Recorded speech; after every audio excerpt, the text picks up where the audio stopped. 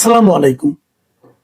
প্রিয় দর্শক, একদিন ধরে সোশ্যাল মিডিয়ায় এই সময়ে সবচেয়ে বেশি আলোচিত হচ্ছে যে খবরটি, সেটা হলো বাগেরহাট উপজেলা ছাত্রলীগের যে সভাপতি জুয়েল হাসান সাদ্দাম, তার স্ত্রী এবং তার একমাত্র পুত্র সন্তানের যে মৃত্যু, এবং সেই মৃত্যুকে ঘটনা করে যে সমস্ত ঘটনা ঘটেছে, আলোচনা হচ্ছে, সেগুলো খুবই মর্মান্তিক এবং সেটা নিয়ে খুব আলোচনা হচ্ছে।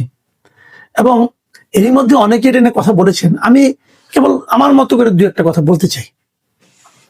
প্রথমত কথা হলো যে আপনারা নিশ্চয়ই ঘটনাটা জানেন, তবু আপনাদেরকে একটু বলে নিই। ঘটনাটা ঘটেছে শুক্রবার দিন। জুয়েল হাসান সাদ্দাম বেশ কয়েকদিন ধরে, এই বছরের বোধহয় এপ্রিল মাস থেকে, 2025 এপ্রিল থেকে তিনি কারাগারে আছেন। বাগেরহাটে বাড়ি হলেও উনি আছেন যশোরে যে কারাগার, সেই কারাগারে। এবং সাদ্দামের স্ত্রী, তারও বয়স খুব বেশি না, 22 বছর বয়স দেখলাম পত্রপত্রিকায়, এবং তার একমাত্র সন্তানের বয়স 9 মাস মতো। এই সন্তানের সন্তানকেও উনি দেখেন, জন্মটা উনি দেখেননি। সাদ্দাম তখন জেলে ছিলেন, তখন এই সন্তানের জন্ম হয়েছে, এরকম শুনেছি আর কি, যা লেখা পড়লাম। এবং কোনোদিন তার সন্তানকে সে কোলেও নিতে পারেনি, কারণ সে জেলেই ছিল। সাদ্দামের স্ত্রী তার সন্তানকে নিয়ে থাকতেন। তার স্বামীর জামিনের জন্য বারবার বিভিন্নভাবে চেষ্টা করেছেন। কোথায় জন্য পড়লাম যে সাদ্দামের স্ত্রী নাকি রুহুল আমিন হাওলাদারের আত্মীয়, ঘনিষ্ঠ আত্মীয়। রুহুল আমিন হাওলাদার মানে জাতীয় পার্টি যিনি নেতা ছিলেন, একসময় মন্ত্রী ছিলেন, তার নাকি ঘনিষ্ঠ আত্মীয়। কোথায় দেখলাম কেউ বলেছেন মেয়ে, কেউ বলেছেন ভাগ্নি, আমি ঠিক জানি না কোনটা, কিছু একটা হবে। যেহেতু রুহুল আমিন হাওলাদারের যদি ঘনিষ্ঠ আত্মীয়, মেয়ে অথবা ভাগ্নি যাই হন না কেন, নিশ্চয়ই তারা জামিনের জন্য অনেক চেষ্টা করেছেন, কিন্তু জামিন হয়নি। এই মেয়ের ভাইরা বলছেন যে এই মেয়েটি নাকি তার হাজব্যান্ডকে খুব ভালোবাসতো, এবং তাকে ছাড়াতে না পেরে হতাশাগ্রস্ত হয়ে তিনি প্রথমে তার নিজের সন্তানকে পানিতে ডুবিয়ে মেরেছেন এবং তারপর নিজে ফাঁসিতে ঝুলে আত্মহত্যা করেছেন। খুবই মর্মান্তিক ঘটনা। আমি এই ঘটনায় কিভাবে ব্যাখ্যা করব? আমি কিন্তু মেয়েটাকে দোষী দিই, ভাই তুমি যদি মরতে চাও মরো, মরাটাই তো ইসলামের দৃষ্টিতে তুমি আত্মহত্যা করতে পারো না, পৃথিবীর কোনো আইনেও তুমি আত্মহত্যা করতে পারো না। আত্মহত্যা একটা অপরাধ, কিন্তু তারপরে তুমি তোমার পেইন সহ্য করতে পারোনি, তুমি হয়তো মারা যাচ্ছ, যাও, তুমি তোমার সন্তানটাকে এভাবে কেন মারলো? তুমি সন্তানটাকে হত্যা করেছো। আমার কিন্তু এই মেয়ের প্রতি খুব একটা সমবেদনা আমি প্রকাশ করতে পারছি না, সরি যদি কেউ কিছু মনে করেন করবেন, বাট আমি এই নারীর প্রতি খুব একটা আমার কোনো সমবেদনা নাই। কারণ ওনার একজন শিশুকে সে হত্যা করেছে, তো সে পারে না। যত পেইনই থাকুক না কেন, যত অভিযোগ থাকুক, আর যদি সে রুহুল আমিন হাওলাদারের আত্মীয় হন, অথবা তার স্ত্রী সন্তান হন, কন্যা হন, অথবা তার ভাগ্নি হন, যাই হন, তাহলে তো উনি তো এত অভাবেও ছিলেন না যে না খেয়ে থাকবেন, তাও তো নয়। তাহলে উনি ওনার সন্তানকে কেন হত্যা করবেন?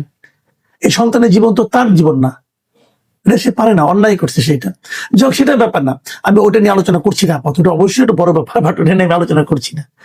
আমি যেটা বলতে চাচ্ছি সেটা হলো, যেটা নিয়ে সবাই এখন আলোচনাও করছেন এবং বলছেন যে এই স্ত্রী এবং সন্তানের মৃত্যুতে তার জানাজায় অংশ নেওয়ার জন্য কেন সাদ্দামকে সুযোগ দেওয়া হলো না? এটা কিন্তু একটা ভ্যালিড পয়েন্ট। কেন পারবে না সুযোগ দেওয়া তাকে? প্যারোলে মুক্তি দেওয়ার এটা বহু নিয়ম আছে, আমরা আগের সরকার আমলে দেখেছি, বিভিন্ন সরকার আমলে দেখেছি। বাবা মা, আত্মীয় স্বজন, সন্তান মারা গেলে পরে যত বড় আসামি হন না কেন তিনি, তাকে প্যারোলে মুক্তি দেওয়া হয়। প্যারোলে মুক্তি মানে কি? হাত করার পরেই তাকে নিয়ে আসা হয়, পুলিশ প্রহরে তিনি আসেন এবং জানাজায় অংশ নেন, দাফন করেন, তারপরে আবার তাকে জেলখানায় নিয়ে যাওয়া হয়। এক্ষেত্রে সাদ্দামকে প্যারোলে মুক্তি দেওয়া হয়নি। নানা রকম কাহিনী বলছে।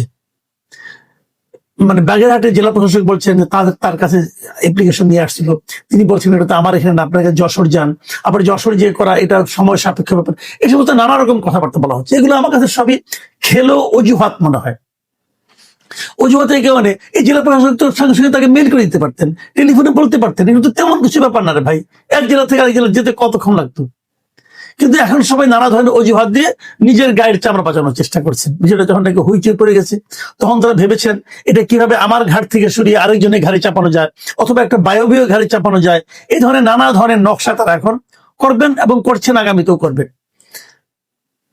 এটা নিয়ে আজকে আমি দেখলাম যে আজকে মন্ত্রণালয়ে আমাদের যিনি স্বরাষ্ট্র বিষয়ক উপদেষ্টা জাহাঙ্গীর আলম চৌধুরী, লেফটেন্যান্ট জেনারেল অবসরপ্রাপ্ত, উনি আবার একই সঙ্গে কৃষি মন্ত্রণালয়ের উপদেষ্টা।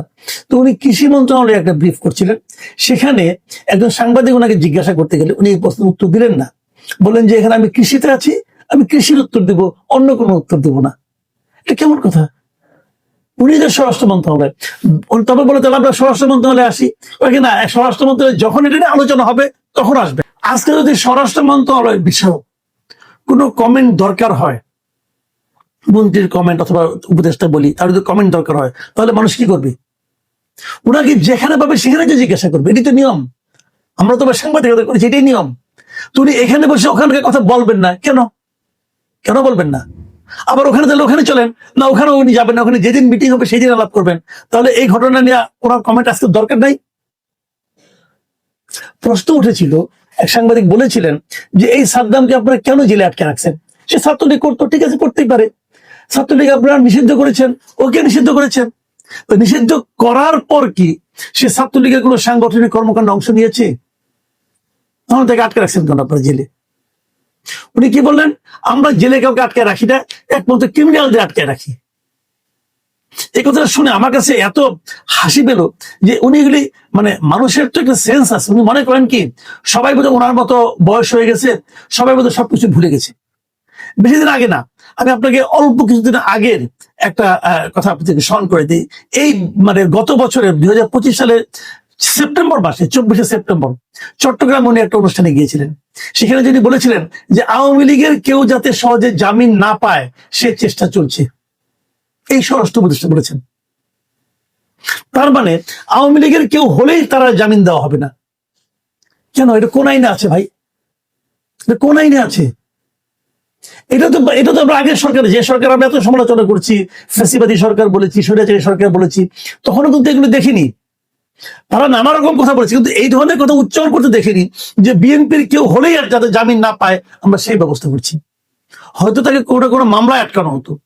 আর এখানে আমি যে কথাটা বলতে চাই, এখন আমরা এবার কি দেখেছি, এই গত 24-এর আন্দোলনের পরে কি দেখেছি, যে আওয়ামী লীগের, বিএনপির, এই সময় বিএনপির, আওয়ামী লীগের, ছাত্রলীগের, যুবলীগের এই সমস্ত লোকদেরকে নানা রকম ছুতা নাতায়, নানা রকম অজুহাতে এনে মানে জেলে ঢুকানো হয়েছে।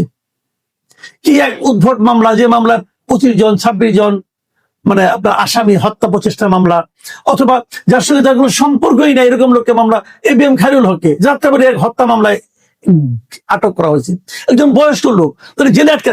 ABM খায়রুল হকের সমালোচনা আমি মানে অনেক করতে পারি, কিন্তু যে কাজের জন্য তারা সমালোচনা করব, আপনি তাকে সেই কাজের অপরাধে মামলা করেন, তারপরে তাকে আটকান, তারপর আইনজীবী তাকে জামিন দেয়, জামিন পাইলে জামিন পাবে। কিন্তু যাতে এরা জামিন না পায় এই জন্য তাদেরকে আটকানো হয় হত্যা মামলায়, যে হত্যার সঙ্গে তার হয়তো দূরতম কোনো সম্পর্ক নেই। মানে আটকে রাখতে হবে। এই যে আটকে রাখা, এটা কি আইনের শাসন?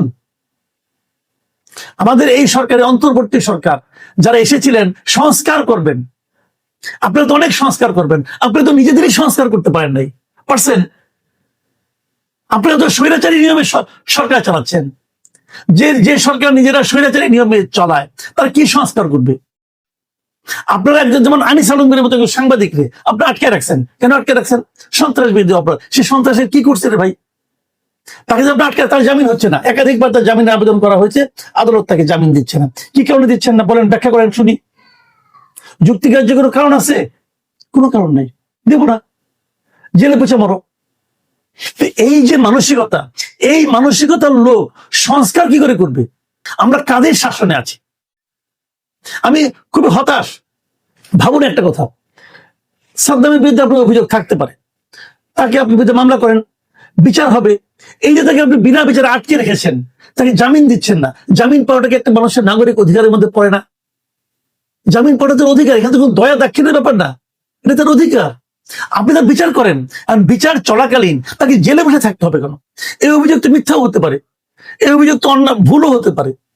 যদি দেখা যায় এই অভিযোগটা ভুল, একসময় সে কিছু খালাস পেয়ে গেল, তাহলে তাকে এতদিন আটকে রাখলেন, এবং তাকে আটকে রেখে রাখার কারণে যে তার সন্তান এবং স্ত্রীর মৃত্যু হলো, এই মৃত্যুর কোনো মূল্য নাই। ভাবুন, শেষ মুহূর্তে তার মৃত স্ত্রী এবং সন্তানকে জেল গেটে নিয়ে 5 মিনিট দেখানো হচ্ছে। ভাবুন তো ওই সময় সাদ্দামের মনে কি চলেছিল, ভাবুন। এবং এই যে তার মনের মধ্যে যা চলেছে, এটা কি তার মধ্যে কোনো শান্তি দিয়েছে, প্রশান্তি দিয়েছে? তার মধ্যে কি একটা ক্রোধের জন্ম দেয়নি? যখন কোন এক সময় তো নিশ্চয়ই পরিস্থিতি চেঞ্জ হবে, যদি কখনো সে বেড়ে আসে, তাহলে ক্রোধ থেকে সমাজের প্রতি হবে না, এই সমাজের আইনের প্রতি হবে না। মানুষ কেন খারাপ হয়ে যায়, মানুষ কেন বিপথে যায়, এখান থেকে ভাবার চেষ্টা করুন। আমরা কি করছি? আমরা একটা হিংসা দিয়ে আরেকটা হিংসাকে আমরা ইনভাইট করছি। আমরা কিভাবে দেশটাকে একটা হিংসার রাজ্যে পরিণত করব, একটা হিংসা ভিত্তিক সমাজে পরিণত করব? আমরা কি যাকে দেখবো তাকে হিংসা করব, যাকে দেখবো তাকে ক্ষতি করব? আওয়ামী লীগ হিংসা করবে বিএনপিকে, বিএনপি হিংসা করবে আওয়ামী লীগকে, জামাত হিংসা করবে বিএনপিকে, আবার জামাত হিংসা করবে আওয়ামী লীগকে। পারলেই মেরে ফেলো, পারলেই জেলে ঢুকাও। এটা কি? আওয়ামী লীগ 15 বছর শাসন করেছিল, বিএনপিকে নিয়ে জেলে ঢুকাইছিল, জামাতকে জেলে ঢুকিয়েছে। এখন আবার তারা ক্ষমতায় আসছে, তখন সেই একই কাজ করছে। যদি তোমরা একই কাজ করো, তাহলে তোমরা আওয়ামী লীগের চেয়ে ভালো হলে কিভাবে? তোমরা তো তার মতোই হলে, অথবা তোমরা তো তার চেয়েও খারাপ হলে। আমরা তো এই দেশ দেখতে চেয়েছি। আমরা তো ভেবেছিলাম যে একটা অন্তর্বর্তীকালীন সরকার আসবে, যারা কোনো দল করবে না, যারা দেশের সমস্ত মানুষকে ঐক্যবদ্ধ করবে। এই তার নমুনা। মানে আমি খুবই দুঃখজনক, আমি খুবই মর্মাহত এই ঘটনাতে বিভিন্ন পয়েন্টে। প্রথমত আমি মায়ের উপর ক্ষুব্ধ, সে তার সন্তানকে হত্যা করলো কেন? সে নিজে যদি আত্মহত্যা করতো সেটা অন্য বিষয়, কিন্তু আরেকটা প্রাণকে সে নেওয়ার তার তো কোনো অধিকার নাই। ওই সন্তান জন্ম আপনি দিতে পারেন, কিন্তু সন্তানের মালিক আপনি না, এটা আপনি পারেন না। আবার আমি সাদ্দাম কথা ভাবেন, সে অপরাধ করতে পারে, অপরাধ করতে শাস্তি হবে, কিন্তু সে তার সন্তানকে একদিন কোলে নিতে পারলো না। সে মৃত সন্তানগুলো বাবাকে দেখতে জেলখানায়। এক ইতিহাস যে মৃত সন্তান, মৃত স্ত্রী, তারা জেলখানায় বাবা অথবা স্বামীকে দেখতে চায়। একদিন এই সময় থাকবে না। আজকে থেকে অনেক বছর পর এগুলো মানুষ যখন আলাপ করবে, যদি তখন আমার এই দেশটা কখনো সভ্য দেশে পরিণত হয়, তখন তারা চিন্তা করবে যে একজন নোবেল লরিয়েটের যখন সরকার ছিল, তখন এই সমস্ত ঘটনা ঘটেছে। তারা হয়তো বিশ্বাস করতে চাইবে না, কিন্তু আমরা যারা এখন আছি, আমরা জানি এটাই সত্য।